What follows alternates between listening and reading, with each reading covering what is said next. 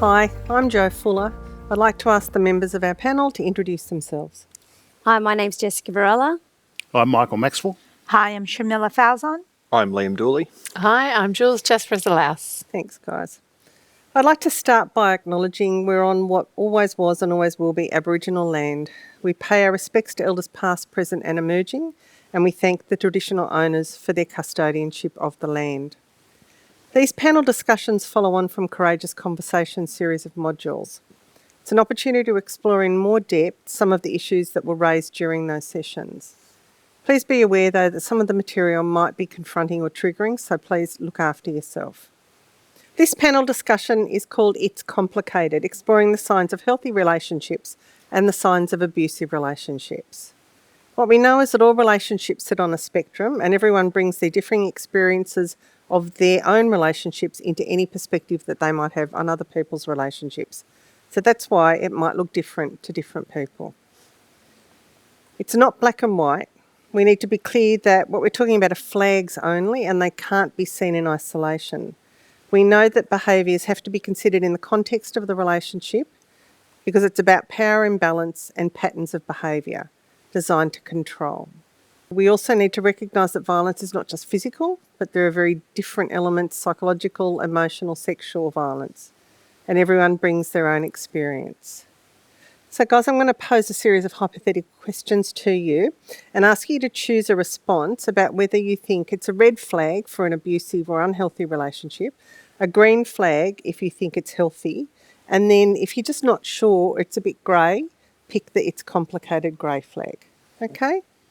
So the first question, your partner discourages you from having contact with your family if they're not there. So we're saying that's a red flag or green It flag. means unhealthy, and a green flag is healthy. Unhealthy. Okay. So we've got 4 red flags and a grey. So Michael, why do you think it's complicated? It is complicated because I know why all these people put no. It's a power issue where a partner stops their partner from seeing their family is ostensibly fairly bad. I actually have a friend I saw the other day who grew up in a very abusive household, and she's in a same-sex relationship, and whenever she goes home, she is made to feel extraordinarily guilty as a result of that. When her partner's with her, that's somewhat moderated. So in that case, the partner is going to really be the buffer between her and the abuse. So she's a protector. She's a protector. So in a general statement, a partner who discourages someone from going and seeing their family alone, as a total universal statement, it's complicated. Okay. Anybody want to reflect or change their statement? I have to actually agree with Michael now that you've put it that way. I think that if it's in that scenario, if that's going to help the person so that they aren't abused, or so that they're not going into a toxic space that's going to have an impact on them, moving forward from the trauma that they've gone through in their family, I think, I'd agree with you. It's complicated. It would be.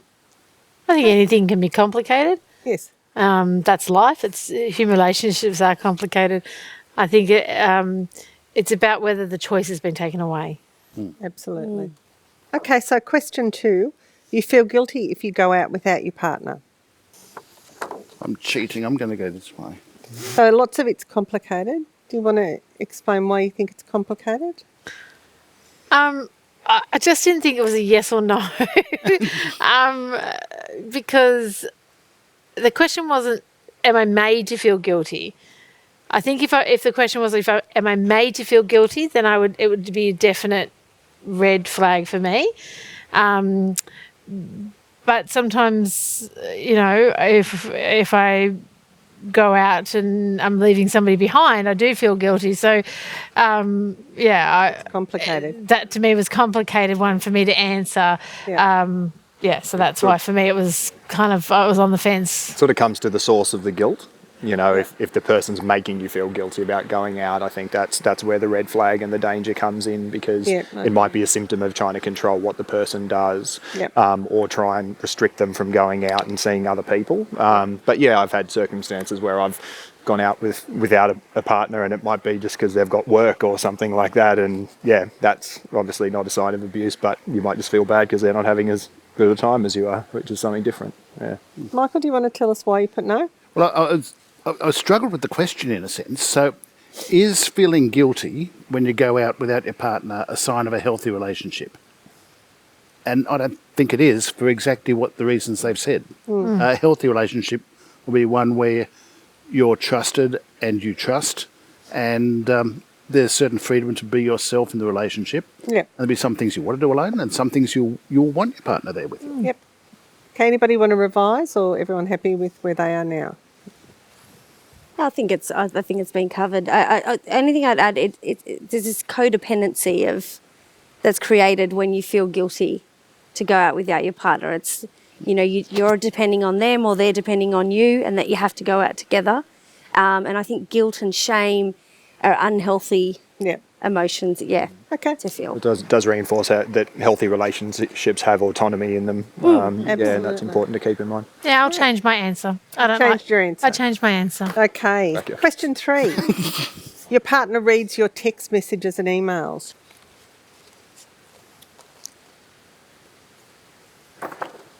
Okay. Why is it a sign of a healthy relationship?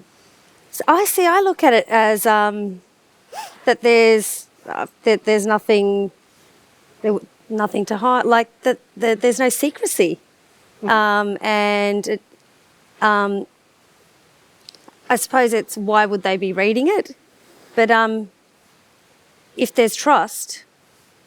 Shamila, why did you put no? Unless I specifically say, yeah, can you read this for me, or whatever, like read my text, I feel like there's a boundary there. Like, it's my correspondence, it's my phone, you know, we trust each other. There's no reason why you need to read my emails and my text messages. Yeah, I'm not. No. I think the trust for me is the same. I think if you're, I mean, I'm completely open. I don't have an issue with the content of what he's reading. But if you trust me, why do you feel you need to read them? I feel like it's questioning my trust if you feel you need to read my things. If my phone was open and you glanced at it for a reason, walked past it, saw something, couldn't care less. But if you're picking up my phone to read things, then you're questioning what I'm doing, and that shows a level of mistrust for me. So, And vice versa. Like, I wouldn't be seeking to read his personal emails or text messages. So anybody want to change where they're at? I'm going with it's Going complicated. to join Liam. Yeah. And Right, I think it comes down to about the knowledge of it. You know, if someone's checking your things without letting you know, or they're doing it against your will, that's obviously a big red flag. But I think there's lots of circumstances where, because it is so open, it's, you know, do you mind having a look in my emails because I need you to dig something out for me? Or, you know, that would happen in enough relationships for me to say that it's not a blanket red flag. Great. Okay, question 4. You agree with your partner even when you think they're wrong. Okay, interesting. Got quite a diversity. So, Jules, you think it's okay to always agree with your partner, even if I'm not saying always, Yeah. but I'm not saying it. I don't have an issue with it. Sometimes I just agree with him to shut him up, so I can end the conversation. Yep, yes, honey, no problem, honey. That's fine, honey. You're right. You're right, honey. You know, I don't mean if it's anything, you know, serious, but if we're just having a conversation, you know, and he does the same. Yes, dear. Yes, dear. Yes, dear, and we move on. I think for us, if our relationship's healthy, if it's a meaningful conversation, then no. But sometimes, we just it's not, So I don't think it's an absolute sign of an unhealthy relationship, just to agree with him. Yeah, if you're growing out of someone to reduce, like, yeah, it's where it comes from. I think in a long term, like, healthy relationship, you pick your battles, right? Like, you go, oh, yeah, whatever. Like, you just go do what you need to do. Leave me alone. And the other bits, you're like, no, I'm making a stand. But I think when it becomes unhealthy is where you lose your voice, you know, where you can't pick your battles Yeah. when you're not allowed to. Yeah. You're trying That's to, my. You're trying to prevent consequences You're by trying to agreeing prevent with them, I think. Yeah, Yeah. yeah. And that's why it's a bit, it can be complicated because, you know, you end up in that spot. Yeah. Okay, anyone want to change their response? No, everyone happy? Good. So question 5, your partner tells you to change your outfit if it's too sexy. I've never had this experience.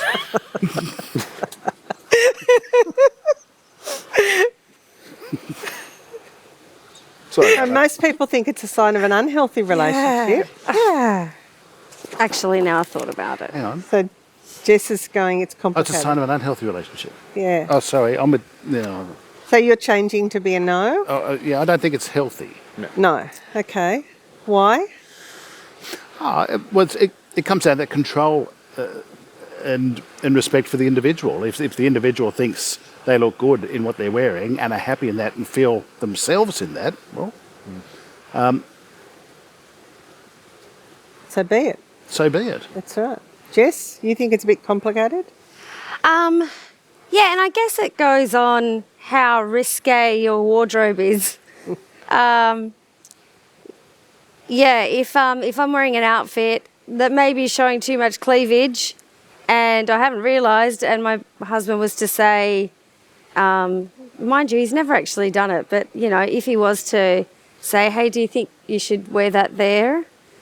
I'll take on board what he says, because I think there's respect in the relationship. But when it comes to the point where you've got to run your wardrobe past your partner before you leave the house, I think that There's a fine line. there's a Yeah. there's Yeah, there's a So- line. yeah, and if I've made the wrong judgment in my outfit and my husband was to tell me, I'd probably thank him. Yeah. Good. All right. Anybody changing? Everyone happy? Jill's I will changing? change it based on that, because I think just on that example, I can agree with that.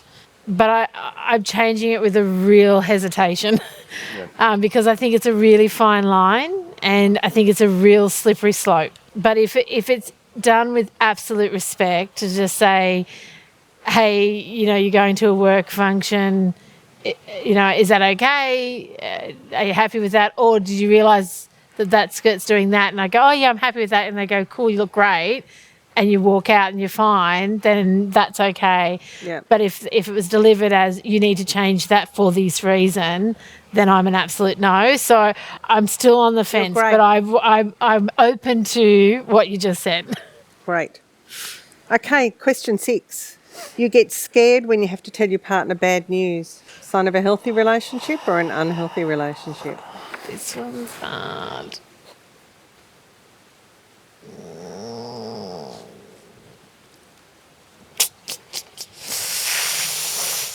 I don't know where to go. So I think you're taking long enough for us. Okay, all right. I was going to say maybe it's grey for you, but okay, Liam, you want to tell us about that? I think sort of the word is scared Yeah. and what that actually means. And I think what makes it complicated might be things like you're worried you'll disappoint them, or you're worried that it's bad news and that's going to hurt them. But scared is actually fearing and feeling that you're being in danger. Fearing the reaction. Yep. So based on that, I think. Okay. Yeah. Any other comments? I've just from going on my very personal experience, I've never been scared of my partner. Yeah. And we've had, you know. Yeah. Yeah. My hesitation was the same. Yeah. I I've never. I was on the fence for complicated, but it was the scare. Like sometimes I get worried about saying bad news because you don't want to upset people, you know, Yeah. upset them, or sometimes feel guilty. Like if I crash the car or something, I'm like, oh my God, I've got to tell somebody I crashed the car. Yeah. That's different to being scared. Yeah, you're not fearful Yeah. for yourself. Yeah, That's being it. scared, I think, is. And that kind of is the- reinforces that you see it through your own lens. You see it through your own relationship. So sometimes, And I have crashed the car a few times and I go, no. Yeah, you have that moment of, I've got to go Gotta home deliver and this tell news. people. Fine. Yeah. Okay, question 7. You can't go to the doctor without your partner. Okay, so we're pretty universally, that's a sign of an unhealthy relationship. Somebody want to talk about why? For me, it's what's driving that. Yeah. If it's because you like they're controlling what you tell the doctor, the partner's worried about what you're going to reveal to the doctor, what medications you're allowed to take, what birth control you're allowed to be on, and it's about controlling what you can and can't do with your body, then it's an absolute no. If it's because you're scared to go to the doctor or you can't write, you don't remember things, well, that might be different. But for me, it's if it's about control, Yeah. then I'm an absolute no. Yeah. Michael, it's complicated. Well, and I agree totally with that. But there are other situations like people with a disability of some sort that might need their partner to go, especially if there's a communication disability or a cognitive disability. They'll need their partner there. Yeah. But again, it comes back to the reason for it. Yeah. And if it's a coercion and control thing, Yeah. no, that's not healthy. Okay. Okay, question 8. Your partner is in control of all the household income and decides how it gets spent. Hang on. Well, okay. Which one's complicated? We've got all So no, three. which is healthy? Is Green. Healthy's green, unhealthy's red. Well, this is, if I go from my personal experience, it would be a green. If I was, because I am, like, my husband has literally no interest in household finances and expenses. But that's an agreement we have between us, and we share all our finances. But it could very easily be a coercion and control thing. So, And is that why you had no? Yeah, absolutely. If a partner is forcing themselves and their views onto the other, that's not healthy. And I your understand it's that. complicated was Yeah, it comes down to sort of respect and shared decision making. So some people hate money, or if you're like me, I'm terrible with it. So if you're having a conversation and deciding between you who is going to take care of it, that's fine. It's bad when one person takes that upon themselves and doesn't give their partner the choice to Yeah. be involved. Yeah. yeah, it's all about. okay. Question 9. You have sex even when you don't feel like it.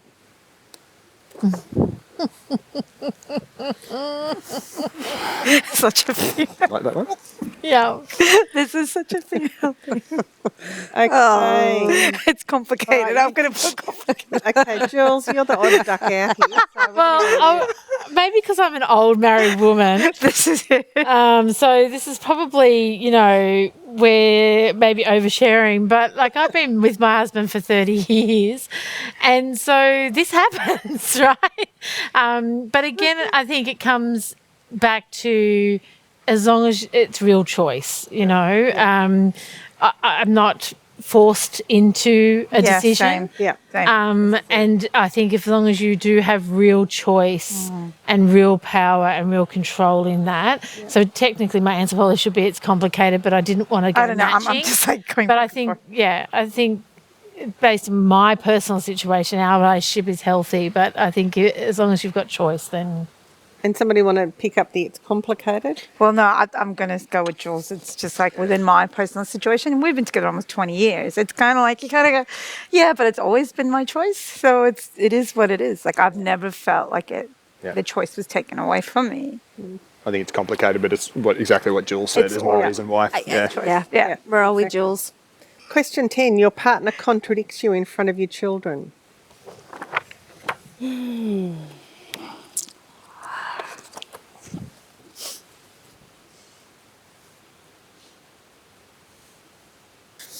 Nose.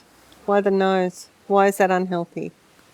I was trying to think of where it could be healthy, and I couldn't think of a positive situation for it. So, undermining you in the eyes of your children is again one of those controlling type things that diminishes you and your value in their eyes, and in front of your children.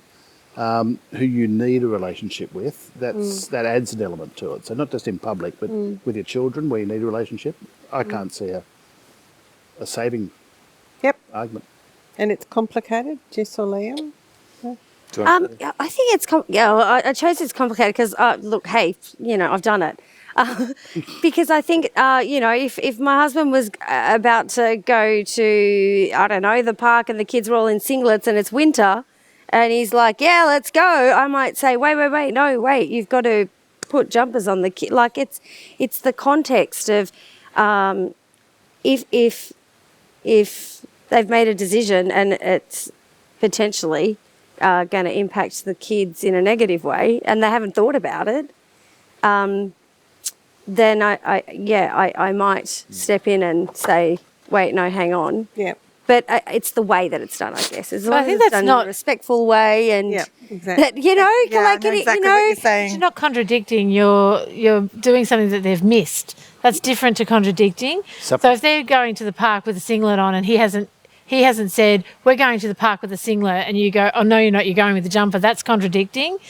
If one parent, let's take it away from you for a sec. If one parent says you can't have that snack before dinner, and then the other parent goes, oh, here's a snack.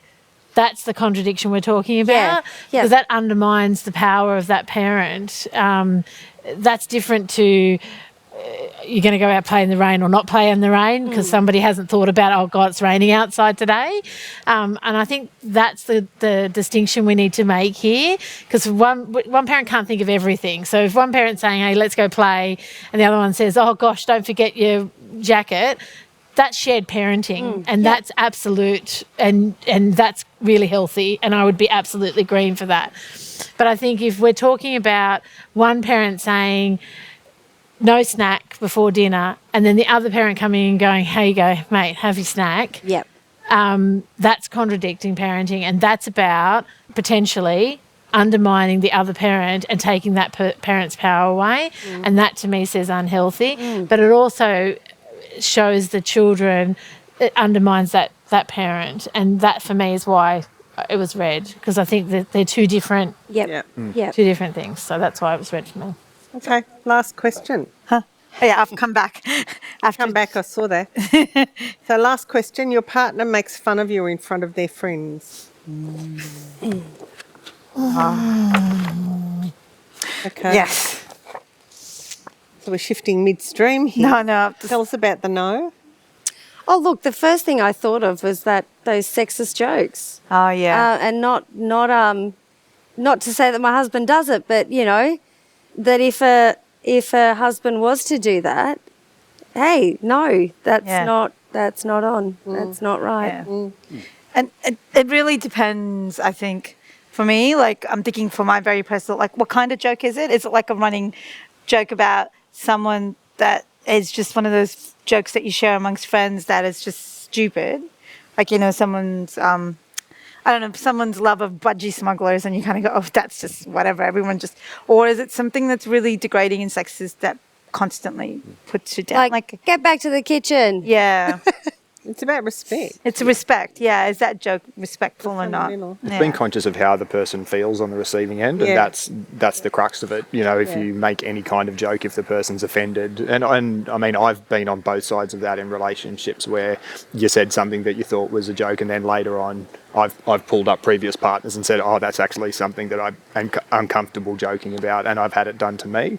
I think part of it's just being mindful of that if you're making the person feel belittled or embarrassed, then that's where it changes. But part of that's just knowing each other well enough and being happy to be, Absolutely. And respecting that boundary, right? Yeah, absolutely. And that's when, when that boundary is respected, it's healthy. Yeah. When it's not respected, Yeah, that's it right. becomes unhealthy. Yeah. I completely agree. My husband's an absolute comedian. He thinks he is anyway.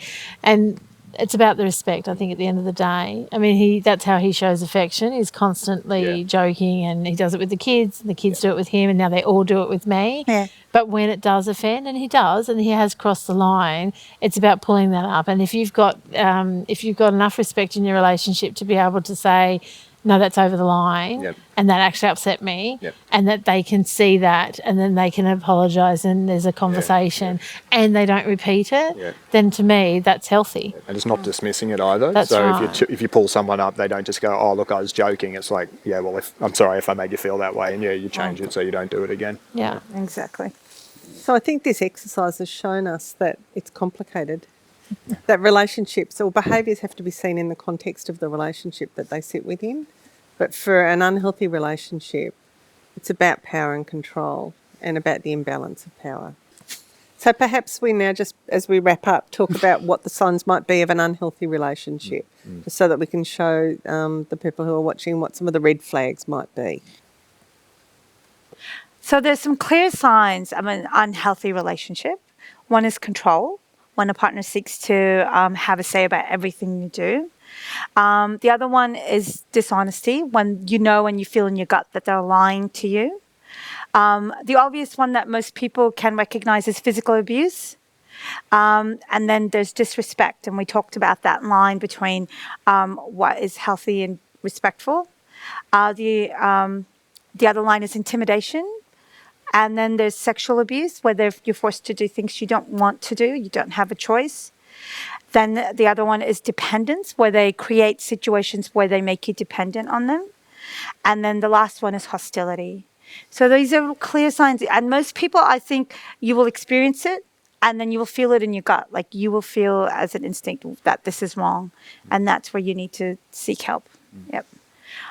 And on the flip side, obviously, in a healthy relationship, you would have autonomy, you would have support, you would have trust, you would have intimacy, and you would have a genuine partnership where you feel like you can do things together, and you would have good communication, And these things may go up and down, but you have a basic sense of boundaries and trust and respect. So, yeah. Thank you for joining us for these sessions. And thank you very much to the panel as well. We hope you continue the conversation and start your own courageous conversations.